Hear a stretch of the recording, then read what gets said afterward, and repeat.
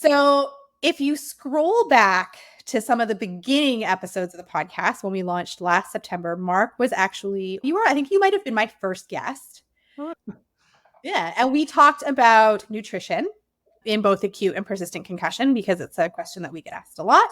And so if you're looking for that topic and Mark's expertise, scroll back in the podcast to the beginning ones because there's an amazing episode there with Mark on that one. That might actually be one of our most downloaded episodes still, by the way.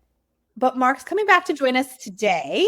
And I'm super excited because he's a speaker for our upcoming Concussion Nerds Virtual Summit. So thank you so much for being part of the summit as well, my friend.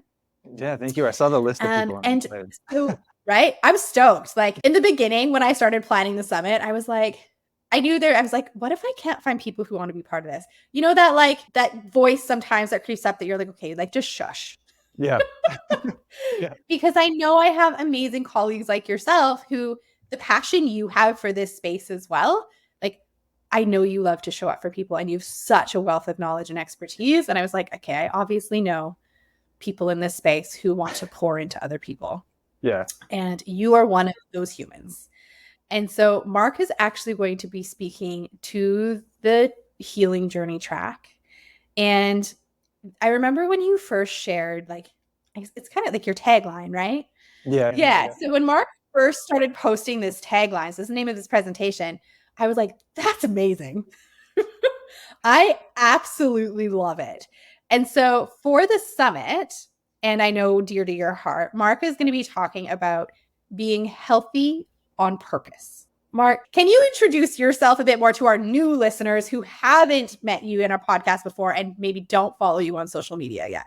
Yeah, so I'm Mark. So I'm a naturopathic doctor here in Scottsdale. I'm licensed in Arizona and Washington. I do virtual work for people. My practice is here.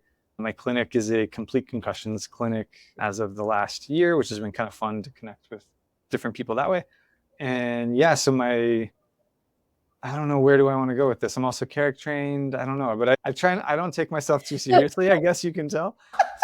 But he loves concussion. He's very smart and he integrates a whole bunch of things into his practice, and you support people around the United States and I'm going to say the world in your virtual practices and your consulting and all these things. Yes? Yeah. I was going to say it's a different lens because so I'm kind of an oddball in the space in that I'm a naturopathic doctor with kind of the functional medicine, metabolic training, but then I've also worked with Dr. Carrick and the crew over there, and then just kind of the physical medicine space. I've described to patients recently that I feel like I'm like a quarterback in the concussion space where I can kind of see where, even if I can't do everything, I can at least point you in a good direction. And so that's kind of where I'm comfortably sitting myself these days. I feel like when I talk, no, I totally get it. And I would say that's kind of where I end up lumping myself as well. So you are kind of that epitome of when I talk about having someone be a concussion literate provider as your like quarterback or your spearhead of your team, to me, that's you, right? So when I'm describing and when I talk about a concussion literate provider, it is somebody who understands the multiple facets of the holistic approach to working with concussion. It doesn't mean we need to do all the pieces because it takes a small village and we know that, but it means that we can identify when we need to draw someone or a different team member in. And so to me, that is you. Awesome. I'll take it. And then like, obviously you can do the rehab part that you do, but to me, that's you. You kind of, when I'm thinking of, and when I'm describing concussion literate providers, that is how I think of them. And that is how I think of you for sure. Cool. Well, I like to fit. I like to fit there. Thank you. So going back to like healthy on purpose. So first of all, what does that mean to you? I think this is kind of, it could get long-winded, but healthy on purpose, I think it's so easy to be unhealthy on accident. Like it is so easy to be the opposite of healthy on purpose. And I think we see that just in our Europe and Canada, but Europe and Canada or Washington? You're in Canada. Yeah. At least in the US statistics, it's disgusting. Not in a shame way, but it's just like, it's crazy how unhealthy we are, and how the disgusting part is just how it's fueled. Like how just the ads on TV, like I talk about, like you turn on an ad on TV and it's like, it's a fast food, it's a drug, it's a fast food, it's a drug, it's alcohol, it's some clothes, it's a fast food, it's a drug. It's like, holy cow. So it's so easy to just like accidentally fall into this like unhealthy pattern in the stat. I think it's probably been updated now, but it's like, at least in the US, someone dies of cardiovascular disease every 34 seconds. And 1 in 4 people are taking more than 3 prescription meds. So it's like, Oh, we're really medicated and we're really sick. And it's really easy to fall into that. And so the tagline is kind of be healthy on purpose. And the kind of driving thing behind that is like, it doesn't have to be big. It doesn't have to be biohacky. It doesn't have to be all or nothing. It's just small investments every day. And so like I talk about, I like an old fashioned, like I like bourbon, I like the bitters, it's good, but I'll drink one maybe once a quarter. I literally mean that. Like I'll have like one drink maybe once a quarter. And so it's like, we know alcohol in no amount is good for you, but is that old fashioned going to tank me? No. If I do that, 3 drinks a night, is that going to tank me? Yes. And so it's kind of just putting it on a spectrum. And then the other kind of example there is like, okay, so alcohol every day, bad idea, but alcohol every now and then, okay, you can still be healthy on purpose, like consciously drinking. I know this is the one drink I'm going to have. I'm going to drink it not to avoid something. I'm going to drink it to add to the enjoyment kind of ideas around there. And then on the flip side, so exercise, is a 10-minute walk going to prevent a heart attack 20 years from now? Like, no, it's not. But is a 10-minute walk every day going to prevent one? Probably. And so we have the data, just overwhelming amounts where it's like little things. Consistently choosing less processed foods to the best of your ability. Like I talk about, I recently went on YouTube to go live and I was talking about like, if you have a 7-figure salary, like you could buy and hire and do whatever you want to be healthy on purpose. If you're a single parent in a food desert on food stamps and have, children at home, like your healthy on purpose spectrum is going to be different. But you walk into a gas station and there's healthier choices and worse choices. You walk into a Whole Foods or an Erewhon and there's healthier choices and like less healthy choices. And so it's just trying to consistently make more of the healthy choices. Doesn't have to be every healthy choice, but try to make more of them for the context of your situation. And just trying to do that consistently. That's healthy on purpose. I say it's like, it's not a medal you win. It's not something you achieve once and forever. It's just a practice.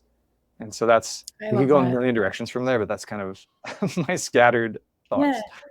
Well, and I actually love how you started that answer with we unknowingly fall into living an unhealthy lifestyle, Yeah.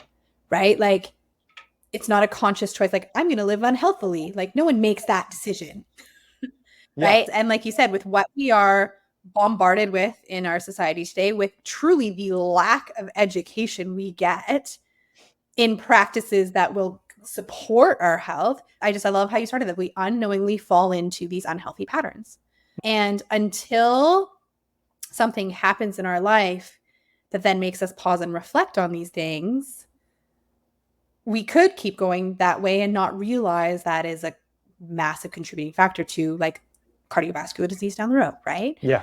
And so I think I always say, like with our clients that come in with concussion, the foundational things we talk about. So yes, we both do rehab. Yes, we can do all these things, but I know that you talk about and that I talk about the power of the fundamental things in life that are going to improve your sleep, your movement as a whole, your nutrition are like the 3 biggies for me.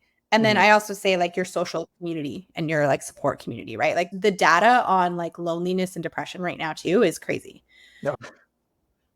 Right. And so like that social community as well. And so I say to some of my PCS people, like for our rehab interventions to have some of the greatest effect, if we have a better foundation from these small things we do, like you're going to be a superhero because the concussion, I feel like forces us to step back into the healthy habits we should ideally all be doing anyways, but we know we're not. Yeah. Nutrition, movement, mindset are kind of the 3 things that I kind of harp on. It's like nutrition, movement, mindset, healthy on purpose. Yeah.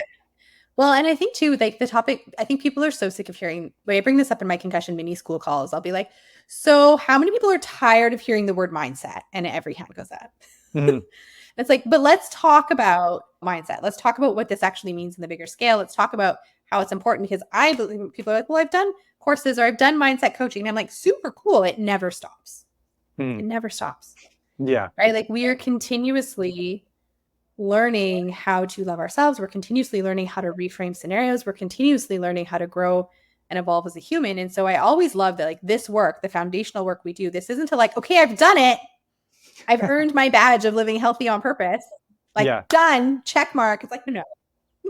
Yeah. This, this is an ongoing process.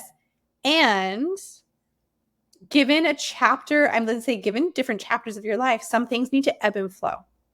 Mm-hmm. So what do you say to those clients who have like been trying to do these different pieces and they're like, I'm overwhelmed, life is crazy. I mean, you and I were just talking about our full place. Like, Yeah. I don't have the capacity for this. What do you say to those people who already feel like they are so far pushed past their limits that now we're asking them to change these pieces and start to integrate these healthy living pieces? Like, how do you support that person in that process? Usually they're kind of relieved with what I tell them because I can think of one patient in particular. She's an entrepreneur, concussion, still had to keep her business going. She was super happy to hear this. And I'll talk about this at the summit, but the concept of bare ass minimums. And so your BAMs. And I tell people like, okay, here's all the things we could do. Here's the things I want you to do. And then here is what I would consider your bare ass minimum. And so the bare ass minimum is, how do we keep the train on the tracks? It doesn't have to be moving, but it's not going backwards and it's on the tracks. It's not off the tracks. The train is working. It's just staying still. And so that's what I talk about. The bare ass minimum is like, think of a knob or like a dial. And I stole this from Precision Nutrition. So it's not like my idea, but I love it and I use it clinically all the time. So picture like a knob. I feel look from this company. I'm like, perfect. You just gave them credit for good. And so you can turn the knob all the way down, but not off. And then you can crank it up. And that dial, it's not fixed. You can adjust what that dial says. But like the BAM, the bare ass minimum that I give people all the time is like, if nothing else, you're going to breathe slowly, intentionally for like 5 to 10 minutes at some point today, even if it's cumulative. So like 1 minute, 10 times, or 2 minutes, 5 times, or 10 minutes at once, but you're going to breathe slowly and you're going to hydrate sufficiently. I want you to drink 2 to 3 liters of water. If nothing else, stay hydrated, breathe slowly. It hits autonomic buckets if they've got CO2 intolerance. It hits, mindset, stress, anxiety buckets. If they do it before bed, it can help them sleep. And if you're hydrated, dehydrated, healthy people, dehydrated, non-concussed people feel concussed and perform concussed. So let's not do that if we are in the post-concussion world. And so I say, if you turn your knob all the way down, you're going to breathe intentionally for 10 minutes and you're going to drink 2 to 3 liters of water. Any crank up on that knob, subsymptom exercise, vestibular rehab, balance exercises, creatine, like whatever else you're going to throw in there, that's cranking the knob up. But I say like, okay, like being really dramatic here, but like there's a thunderstorm, the house is on fire, the kid's crying and the dog pooped on the carpet. What can you still do? Like you can still breathe slowly at some point and you can drink enough water. And so I think about like, and that may not be true for you. Like you may not be able to breathe slowly and drink enough water. So like, where does that BAM end? But you've got to think about, and this, I'll talk about how to set these boundaries and stuff in the summit, but yeah, just finding your BAM and knowing that BAM can move. So like my BAMs were very different before I had a kid and now I have a kid. And my BAMs were very different when I was in school and didn't have a practice. And so it's like, it moves with you. But yeah, this one was really excited to hear like, okay, I just got to breathe, drink water. And she had one other thing that she could fit in, but she was so worried that she was being like a bad patient or like she wasn't going to get better. And it's like, no, it's going to change the timeline on things, but the train's on the tracks. I love that. I'm excited to watch your presentation with Summit from my own self for that. It's funny. I literally like just met with, and talking about this just makes me giggle at myself because this is something I think like all of us can have difficulty with. And so I'm a very optimistic person and I seem to think my capacity is about 100 times bigger than it actually is. And so I met with I'm wrapping up this, I've been part of this training program for the last 12 weeks. And so we're doing my like wrap up thing. And I was like, I need to take a break for summer. I said, I need to I want to incorporate some yoga. I'm like, I have some trips coming up. Like I want to slow down. And so he's like, okay, so what does that look like? I'm like, well, I'd like to do like 2 to 3 yoga classes a week and 3 strength training workouts a week. And I'd like to get a walk around the lake a week. And he looks at me and he's like, okay. He's like, I love your optimism. He's like, now let's look at what the minimum requirement is. Yeah. And so it literally took my here, and we were like at a minimum. And that's, what, Mark, the best thing is like to stay where I am. So to not lose the gains we've made, but to not have a goal of building and moving forward, but to maintain. And so stay on the track, but not go off the rails. That's literally the discussion we had is what do I need to do? And that commitment of the things that I told myself I was going to do got significantly smaller in a beautiful way. Yeah, that's good. But I love that. I think that is so important to recognize. And then also recognizing that those are different for every single person. And so I'm excited for you to go, for the people to listen to your presentation at the summit, to go through this and have a deeper understanding of it. And because, like you said, like that person, like your client, and so many of the people, it's just like a load off the shoulders. Mm-hmm. Right. And I've had clients email me too who, like, so they do their intensive with me and then they go home and then shit hits the fan once they get home Mm-hmm. for whatever reason, right? With life that unpredictable.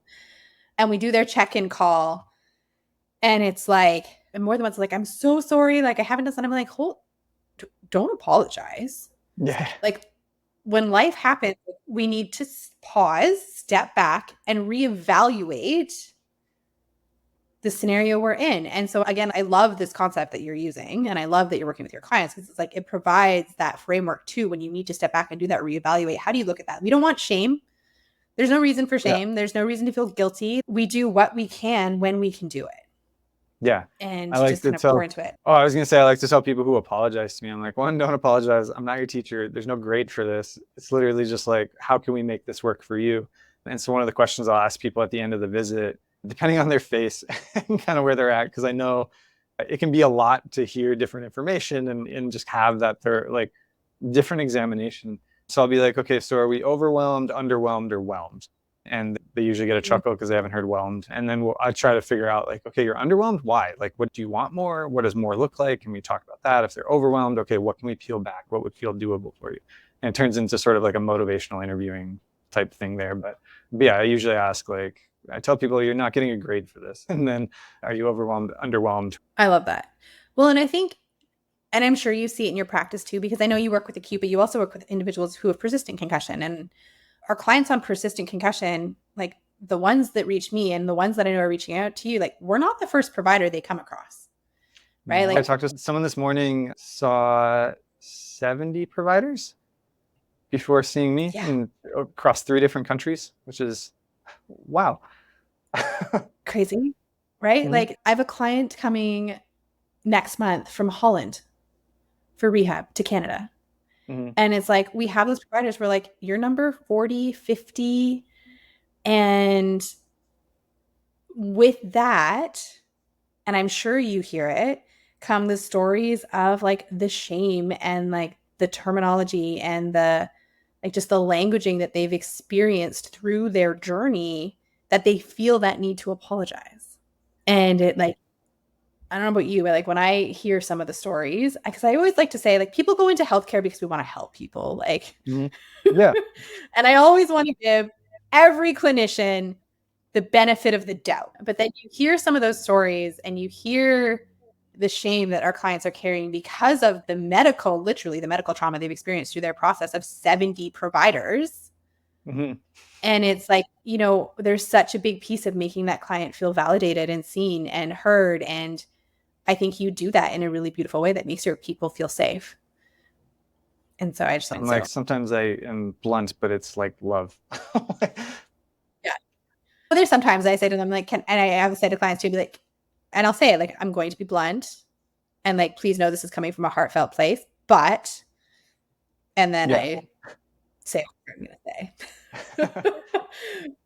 When you say, you know, for you, when you look at healthy on purpose, those 3 fundamental things are like movement, mindset, and hydrate. Is it nutrition or Nutrition. hydration? Mm-hmm. Nutrition. I Nutrition. lump hydration in with nutrition, but yeah.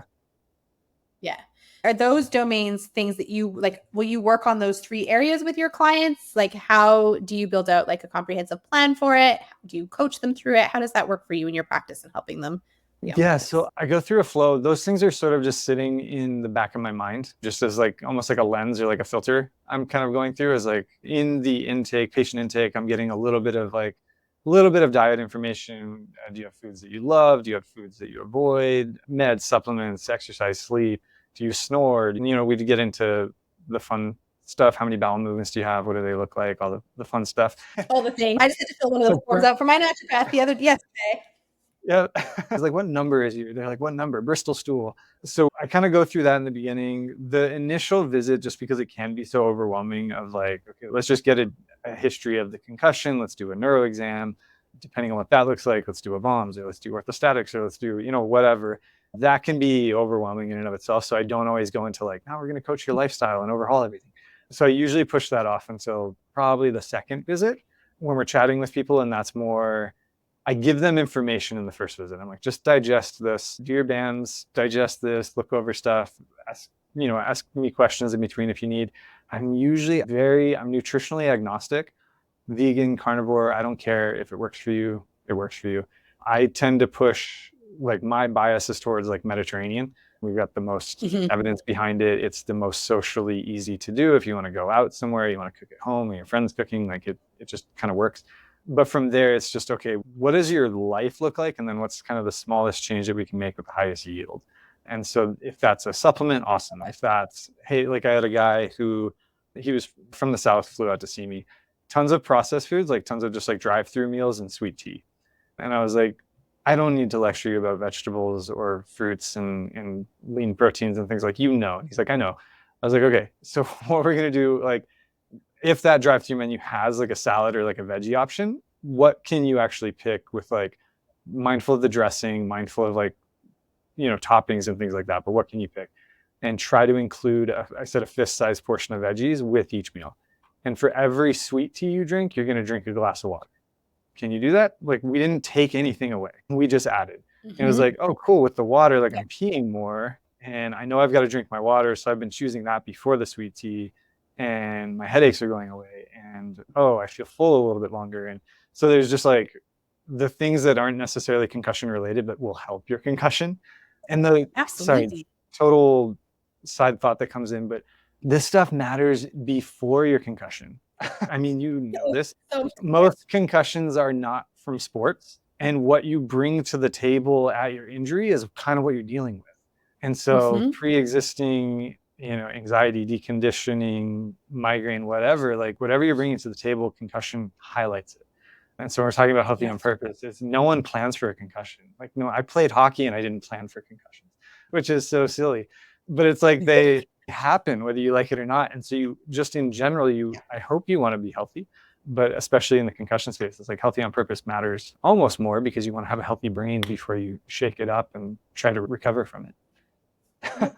And I think that goes back to the questions we get asked all the time, is like, they were a virtual client of mine, husband and wife, same car, same accident, went to the same providers, completely different trajectories in their recovery, right? So that's why we say, like, no two concussions are the same. You could be hit with the same force, the same mechanism, the same angle. And it's exactly because you just said you're bringing two different brains and bodies into the incident. Yeah. Yeah. And what happens after the concussion is going to be magnified as well, right? And people think, even like the research is showing us now too, right? If you have a history of motion sickness, you're likely to develop a vestibular phenotype, and that's likely going to prolong recovery. No one thinks about the fact that they had motion sickness as a kid and that they needed to take Gravol to travel and how that impacts their concussion. Yeah. And that motion sickness can actually be an indication of obviously vestibular dysfunction and asymmetric otolithic function within the same person. But no one thinks to go see somebody to help them with their motion sickness. Yeah. Right? There's all these opportunities Yeah. for us to improve our health that I think society as a whole is just uneducated on. Mm-hmm. For sure. Yeah. I love this. I'm so excited to learn more from you. Tell me what people can expect from your presentation for the summit. Yeah. So a more coherent breakdown of healthy on purpose. There's going to be, to kind of give the arc, is I'm going to start with, so I break it down to nutrition, movement, mindset. I'm going to gear it towards concussion. Okay. Like, obviously, like, how can we leverage this information for concussion rehab? But I'm going to start with the lens of mindset. And the idea there is that we love the word mindset. Maybe I'll find a different word for it, but basically behavior drives action, or like the idea is behaviors drives the outcomes. Behaviors drive outcomes is what I wanted to say. And so if we can shift how we're thinking about our behaviors before we move into nutrition, or shift how we're thinking about our behaviors before we move into movement and yada, yada. So I'll try to give some concrete, here's what I think about what we could do for nutrition, what we could do for movement, what we could do for mindset, and then how can we define the bands and the boundaries, and how do we make this work for our life, so that just kind of the high yield foundational stuff would be covered in that talk. And then all the fun, I talk about like icing, cake, and sprinkles. Icing, cake, and sprinkles. This would be the cake, and then the icing would be any rehab, and the sprinkles would be like the H-bot and lasers and fun stuff. But you need the cake. Yeah. Otherwise, I joke that otherwise you just got a sticky handful of sprinkles and you can't really eat that. That's You're just eating icing out of the bin. yeah. And that's Just not fun. not great long term. I love it. I am so excited for this. I'm so excited that you're part of the summit. Thank you for just being the amazing human that you are and your knowledge and your passion that you pour into this space. I am honored to have you part of it, honestly. Awesome. Well, thank you for the kind words and inviting me. For those who don't already follow Mark, we will drop his Instagram handle below. He is on Instagram and YouTube. We'll drop both links below so you can jump on and follow him. Also below, you will find the link to register for the summit. So take a peek at that. Also, take a very close look at the VIP bonus section and what those bonuses are, because I'm not going to say it here, so you can go look at it. But Mark's going to drop an epic gift into the VIP bonus package for you if you're on a healing journey. So definitely take a peek. Come join us at the virtual summit. You can join us for our pre-recorded stuff. You can join us live because Mark's going to be part of the live Q&A panel for those on a healing journey as well. Thank you for being here, Mark. Thank you. And all you do. And until next week, my friends, we will see you soon.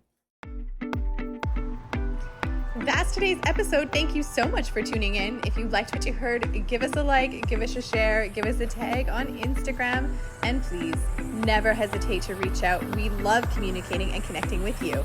Until next week, my friends, have a marvelous day.